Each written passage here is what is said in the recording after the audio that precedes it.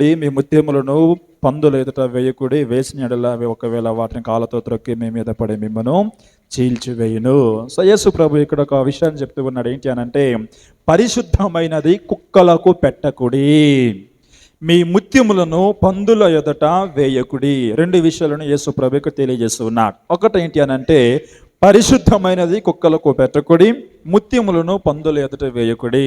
So దేనిని ఉద్దేశించి ప్రభు ఈ విషయాన్ని చెప్తున్నాడు అని అంటే, మరి ఆ దినాలలో పరిశుద్ధమైనది అని మనం దేనిని మనం జ్ఞాపకం తెచ్చుకోవాలంటే, బలిపీఠం మీద దేవునికి అర్పించేటువంటి అర్పణం అనగా మరి ఆనాడు కోడెలు కావచ్చు, అలాగనే పొట్టేలు కావచ్చు, ఇవన్నీ కూడా దేవుడికి అప్పుడు బలి అర్పించేటువంటి వారం. సో గమనించిన ప్రియ దేవుని బిడ్డలారా, ఆ సమయంలో బలి అర్పించేటువంటి మాంసం ఏదైతే ఉంటుందో దానిని తీసుకెళ్ళి కుక్కలకు ఎంత మాత్రం కూడా పెట్టద్దు అని చెబుతూ, మరి ఆ రీతిగా పరిశుద్ధమైనటువంటిది ఏంటిదనంటే, దేవుని యొక్క వాక్యము లేకపోతే దేవుని యొక్క సంబంధించినటువంటిది ఏదైనా సరే కుక్కలకు, అనగా కుక్కలు అంటే ఇక్కడ ఎవరు అని అంటే, దేవుని వ్యతిరేకించి మాట్లాడేటువంటి గుంపు, దేవుని ఇష్టపడినటువంటి గుంపును దేవుడు ఇక్కడ కుక్కలతోటి పోలుస్తూ ఉన్నాడు. సో కనుక మీరు పరిశుద్ధమైనటువంటిది అనగా దేవుని యొక్క సందేశాలు కావచ్చు, దేవుని యొక్క సువార్త కావచ్చు,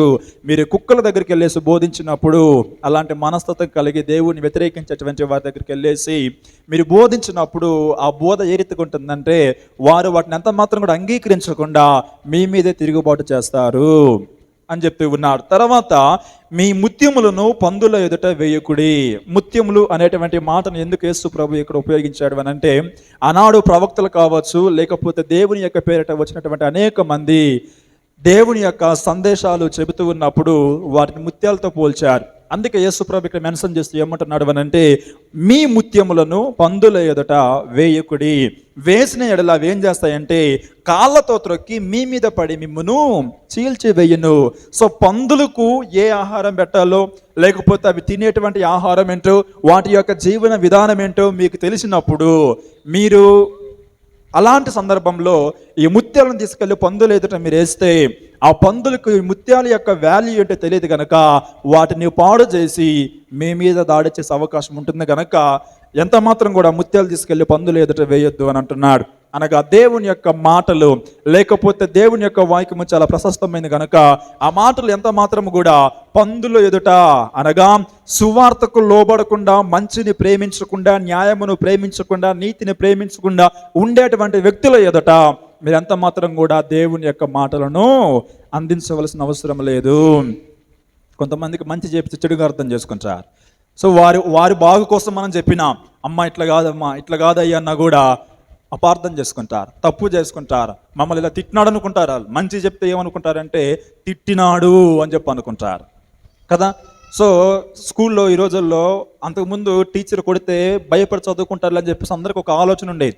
ఈ రోజుల్లో ఏమైపోయింది తెలుసా, టీచర్ కొట్టకూడదు, కొట్టిండంటే ఇంటికంటే పేరేంటి పోయి మా అబ్బాయిని ఎందుకు కొట్టిను, మా అమ్మాయిని ఎందుకు కొట్టిను అని చెప్పి అడుగుతాం మనం. అవును కదండి. సో ఎందుకు కొడతాం, మేము తప్పు చేసినప్పుడు, లేకపోతే త్రోవ తప్పిపోతూ ఉన్నప్పుడు, చదువున్నప్పుడు టీచర్ ఒక దెబ్బ కొడతాడు. ఇప్పుడు అలా కొట్టడానికి అవకాశం లేకుండా పోయిందండి.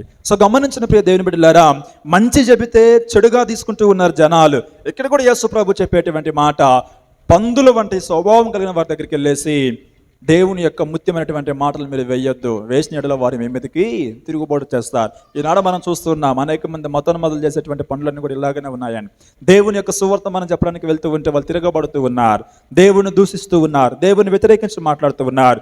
వీటిని ఉద్దేశించే ప్రభు ఆనాడు ఈ యొక్క మాటలను తెలియజేశాడు.